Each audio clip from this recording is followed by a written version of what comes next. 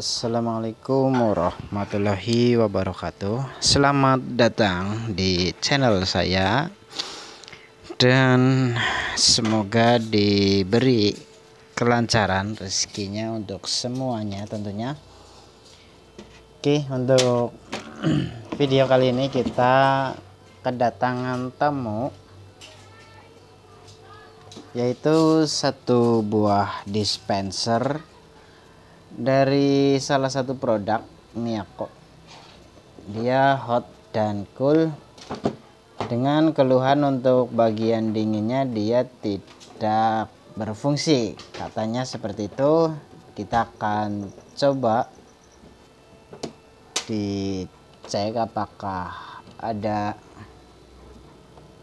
gejala atau keluhan yang lainnya. Kita coba ya.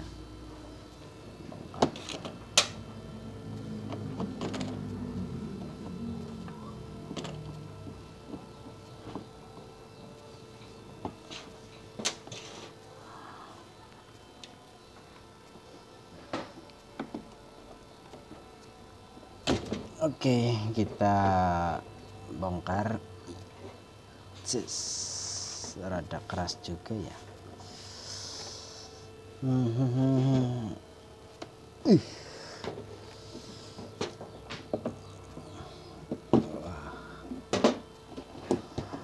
Oke, kita bongkar bagian belakang, dan di sini di bagian belakang cukup kotor juga.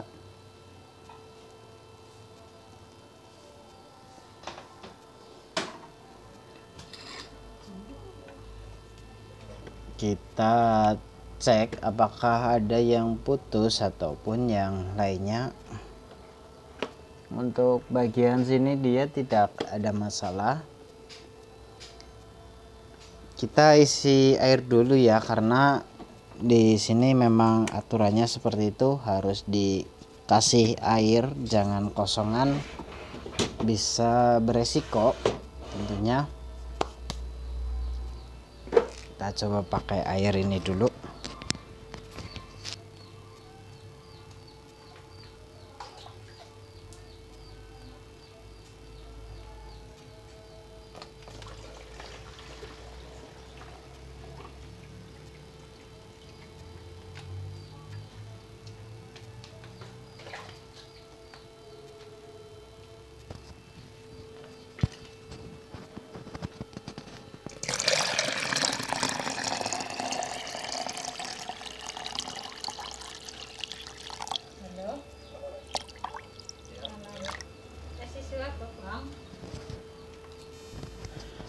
Oke, kita sudah isi air. Terus yang selanjutnya kita coba dicolokin dan menghidupkan untuk bagian yang dingin saja. Dia tidak mau on ya, atau nggak mau hidup. Untuk bagian hangat kita coba. Ya, bagian panas dia menyala. Berarti di sini keluhannya itu pada antara saklar atau bagian modul yang rusak. Kita coba cek pakai tester apakah normal atau tidak.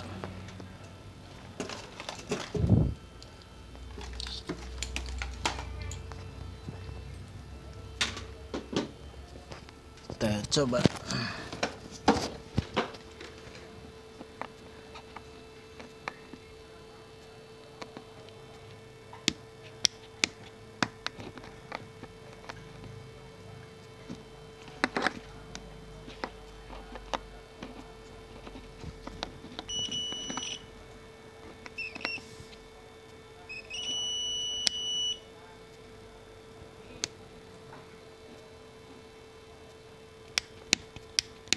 Oke, untuk saklarnya rusak.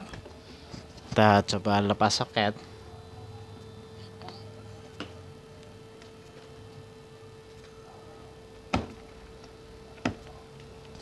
Oke, untuk soketnya kita coba langsungin ya. Terlihat nggak? ya. Yang penting setidaknya Anda bisa melihat ya. Ini kita coba saklarnya dilangsungin, kita cara selipin saja ke dalam. Rada keras ya. Oke, setelah disambung atau sambung langsung tanpa saklar, kita coba apakah bagian pendinginnya dia jalan. Oh iya, dia rusak di bagian kipas. Jadi untuk ini kita matikan dulu. Kita mau bongkar rada susah ya, karena di sini obengnya di samping ada lagi satu, 2, 3, 4 ya. Oke, untuk ini rada susah untuk bongkar kipasnya. Kita akan coba cara gimana ya, mau dibongkar apa bisa dilubangin. Aduh, ntar juga ini ya, bahaya ini kalau dilubangin. Jadi kita coba ini yang terbaik gimana. Oke, kita buka dulu untuk power supply-nya.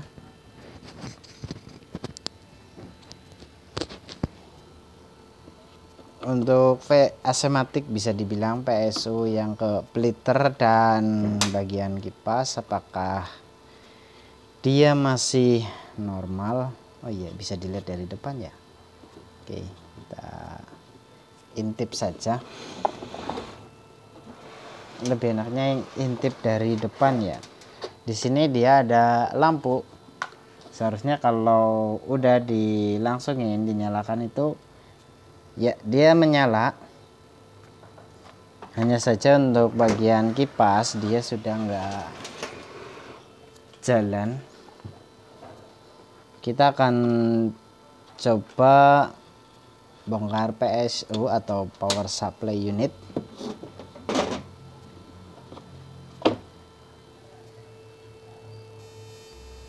Oke, kita bongkar dulu untuk power supply unit. Kita cek apakah ada solderan yang retak-retak dulu.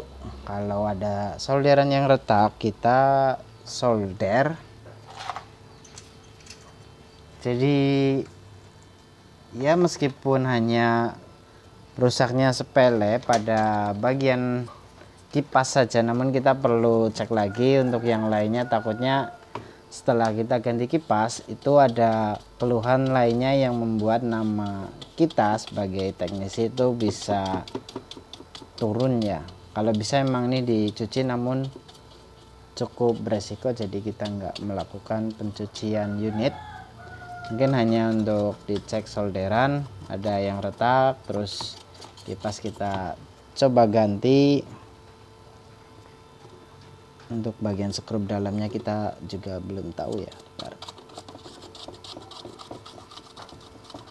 Karena di sini fungsi splitter dia itu kalau mau mendinginkan pasti membutuhkan panas yang ekstra, dan panasnya harus didinginkan biar proses pendinginnya jauh lebih cepat.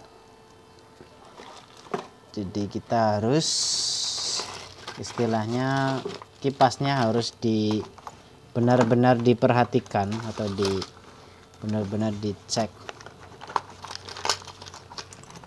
Kita coba ambil senter, kita intip bagian dalam kira-kira obengnya bisa dilepas enggak. Kalau bisa kita lepas saja untuk bagian peletirnya.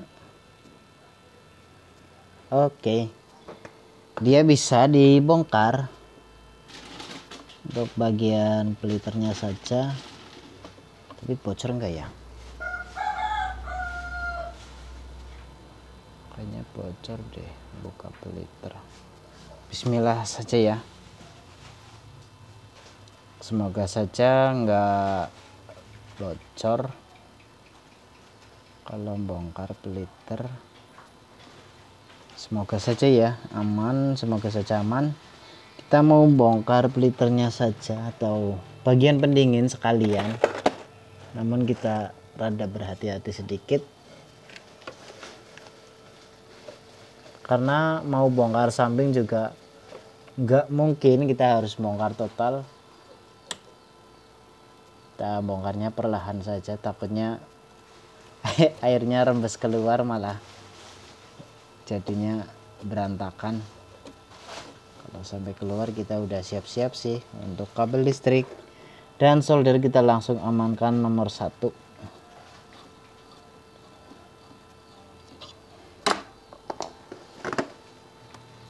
Oke, semoga aman. Buka perlahan. Alhamdulillah. Ternyata dia aman karena dia double di sini. Nggak terlihat ya. Mungkin kita dekatkan, kita pendekkan kamera biar semua bisa tahu.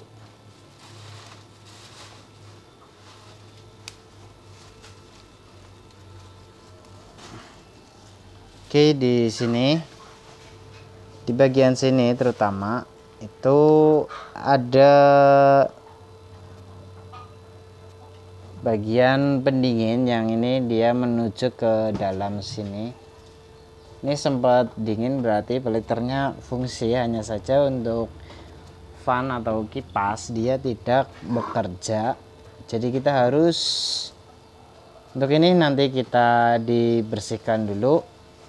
Bagian peliternya kita bersihkan, kita jangan sampai lupa untuk bagian positif negatifnya dibersihkan dulu pakai tisu. Ntar kita salurin lagi agar panasnya bisa merata.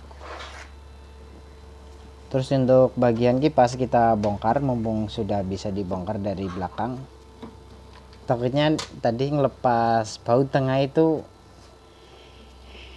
bagian yang menuju ke dalam atau ruang pendinginnya airnya keluar, takutnya seperti itu. Ternyata tidak ya, karena saya pernah bongkar namun udah lama banget lupa, jadi kita agak sedikit canggung ya atau ragu.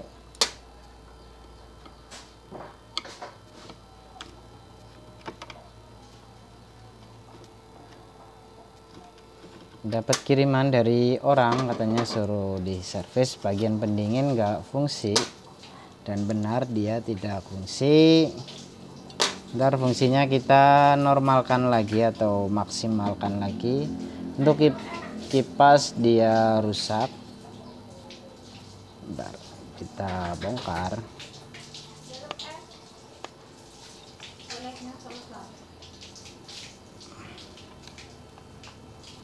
Kita harus membongkar kipasnya perlahan.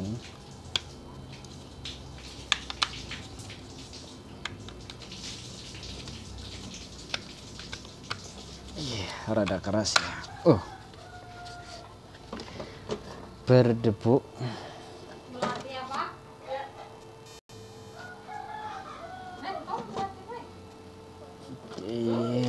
Di sini.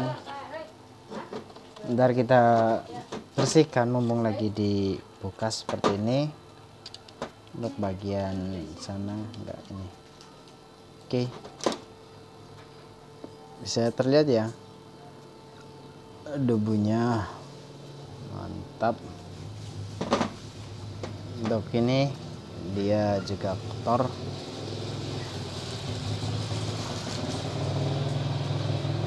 Kita hafalin yang bagian sini, terus kita cuci. Semoga saja masih oke.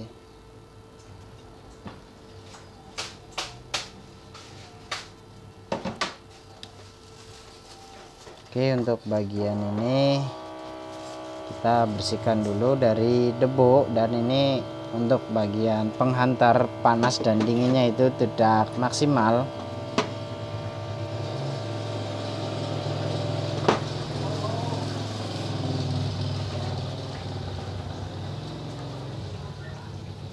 Untuk bagian ininya atau kipasnya dia sudah aus atau sudah macet. Mungkin kita nanti gunakan yang 6x6 apa ya, tapi kekecilan yo, 6x6 12 volt tapi kekecilan, jadi nanti kita beli saja di online. Sekarang hari Jumat, Sabtu, Minggu, Senin kita ini ya, oke. Kita pesankan di online saja untuk kipas. Cari yang tipe brushless ya, untuk lebih amannya.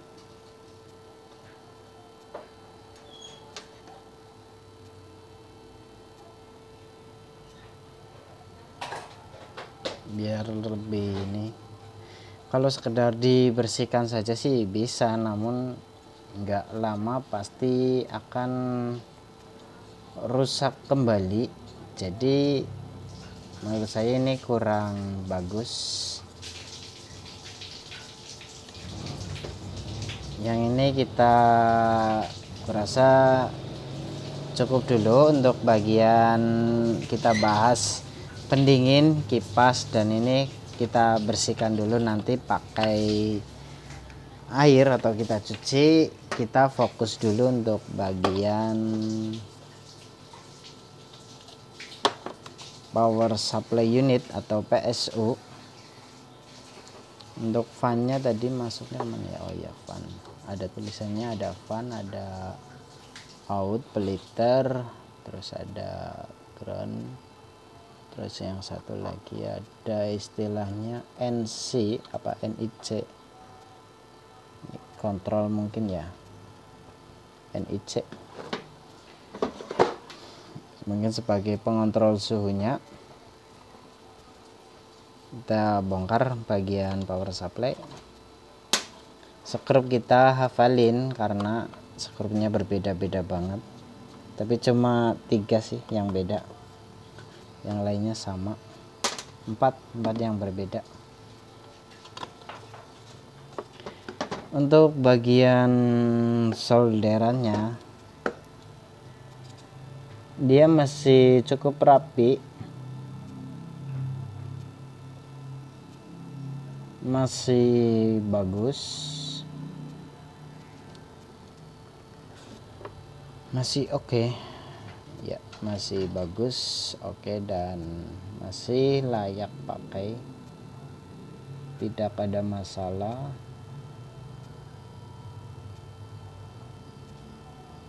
Ya mungkin ada beberapa poin, ada beberapa titik solderan yang retak, kita solder, jadi kita mumpung soldernya panas juga. Terutama untuk soket-soket itu wajib banget di solderin ya, untuk lebih awet. Terus untuk bagian fan kayaknya perlu dikasih resistor, kalau nggak dikasih takutnya kipas nggak awet, tapi kita coba dulu nanti.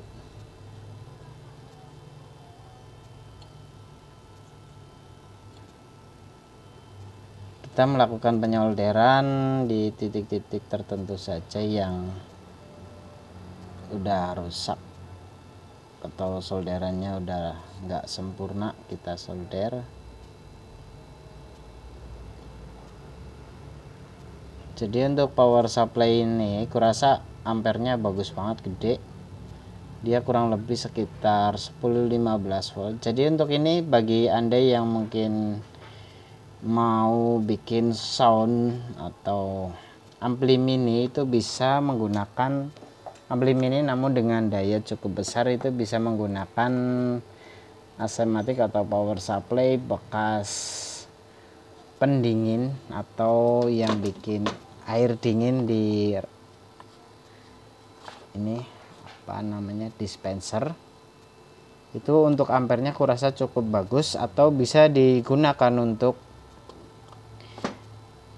tip mobil. Biasanya dia membutuhkan ampere yang cukup besar, kita bisa manfaatkan saja. Ini bekas dispenser untuk power supply tip mobil. Dan untuk bagian NC nya atau sensornya Anda tinggal sesuaikan, mau dilangsungin atau diputus sekalian, kurasa nggak terlalu berpengaruh. Jadi untuk ini dinyalakan dimatikan, mungkin diganti saklar saja untuk NC nya, NIC mungkin sebagai saklarnya. Di situ dipakai switch biasa, jadi power amplinya itu saklarnya cuma kayak mirip saklar kecil, jadi nggak terlalu beresiko banget. Ini karena power supply-nya cukup besar, menurut saya ini masuknya kategori mungkin bisa dibilang power supply badak. Ampere besar, dia kuat, tidak ada masalah. Dan untuk outnya juga diodanya udah pakai yang besar. Untuk ampernya mungkin di sini terlihat dari MOSFET-nya, kita coba intip. Tapi dia gunakan C4 sekian ya, bukan, iya C4 Hani C4977 lah. Dari situ ntar kelihatan berapa ampere yang keluar. Oh, dari segi kawat emailnya itu 3 kali 0,6 atau 0,7 itu biasanya. Untuk 0,7 saja itu kurasa untuk sekitar 2-3 ampere. Jadi untuk 3 kali 3 kurang lebih dia 10 ampere. Kurasa cukup besar juga untuk menyalakan tip mobil ataupun ya sound mobil ya, bisa dibilang itu masih bisa gunakan ini. Dan tinggal diganti elko saja yang lebih gede. Kurasa untuk hasil suaranya juga cukup bagus, tinggal dikasih ganti elko saja yang gede, udah bisa dipakai sebagai pengganti aki mobil, kayaknya seperti itu. Bisa juga ini digunakan untuk ngecas. Kurasa ngecas aki motor, aki mobil masih sanggup, karena ini juga untuk peliter dia bebannya cukup tinggi, dimana kedua kutub itu mirip-mirip dikonsletin, namun dia power supply-nya kuat banget menurut saya. Trafo saja untuk 5 ampere atau berapa itu buat ngangkat peliter seperti ini dia rada berat, jadi trafonya itu cepat panas. Dan model asematik ini dia bisa bertahan sampai beberapa tahun, bahkan sampai puluhan tahun dia masih hidup atau masih normal, berarti emang kualitasnya sudah tidak diragukan lagi. Untuk solderannya dia aman, tidak ada masalah, cuma ada 1-2 tadi dibongkar. Kita tinggal nunggu kipas, kita bersih-bersih, kita pasang kembali. Jadi untuk ini kita selesaikan saja videonya, dan semua sudah tahu, bisa memahami. Jadi untuk ini yang pertama emang rusak pada bagian saklar. Yang kedua kita cek pada bagian LED atau lampu LED di depan, kita coba dilangsungin dulu. Untuk saklarnya dia masih bisa nyala, berarti dia masih normal unitnya. Hanya saja di sini tadi kipas bagian pendingin itu dia sudah off, alias sudah tidak bekerja otomatis. Untuk mendinginkan air itu kurang maksimal. Dan kemarin konsumen juga sempat bilang, emang apakah dispenser seperti ini untuk bagian air dinginnya dia tidak maksimal, hanya sekedar dingin-dingin saja atau agak sejuk sedikit. Sebenarnya dari saya mau bilang itu mirip dengan kulkas, hampir mirip, walaupun nggak semirip aslinya ya, nggak sama persis, namun di sini hampir mirip, mendekati air dari kulkas bagian bawah. Dan di sini emang saya lihat emang kipasnya mati ya, benar saja, karena proses pendinginannya itu kurang maksimal walaupun power supply normal, dan untuk sensor pendingin ya dia juga normal.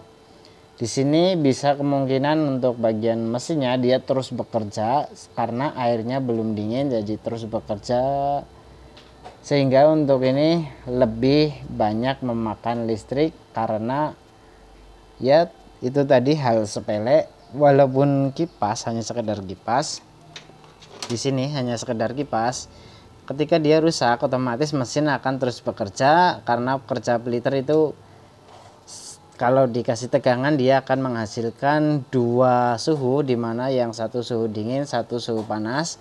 Dan untuk kita memaksimalkan ke suhu dingin, kita harus mendinginkan yang suhu panasnya. Bila suhu panasnya tidak mau turun, otomatis untuk suhu pendinginannya itu kurang maksimal ya, karena mengingat ini lapisannya cuma segini, hanya 1 cm, kemungkinan 1 cm lebih dikit, itu di bagian dalamnya hanya mirip-mirip logam. Jadi untuk ini kalau mau dingin banget ya, nomor 1 kipas wajib banget normal. Yang kedua untuk daya penghantarnya itu, atau di sini ada mirip-mirip putih tepung, itu untuk thermal grease-nya atau grease-nya itu harus maksimal juga. Jadi kita harus punya yang grease atau thermal grease itu wajib banget yang kualitas bagus untuk mempercepat pemerataan suhu. Di sini entah panas atau dingin itu wajib banget dicek lagi. Kipas ganti, kita cuci bersih-bersih. Oke, sekian dari saya, semoga bermanfaat. Terima kasih yang sudah menonton sampai detik ini. Semoga rezeki Anda dilancarkan dan dimudahkan dalam segala urusannya. Oke, tak usah lama-lama. Dari saya sekian, wassalamualaikum warahmatullahi wabarakatuh.